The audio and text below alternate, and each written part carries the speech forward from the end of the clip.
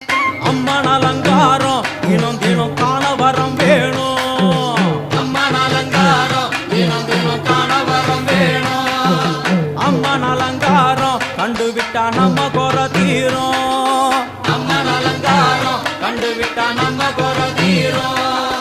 அம்மனுக்கு விரதம் ஆதி முதல் இன்று வரை வழக்கம். அம்மனுக்கு விரதம் ஆதி முதல் இன்று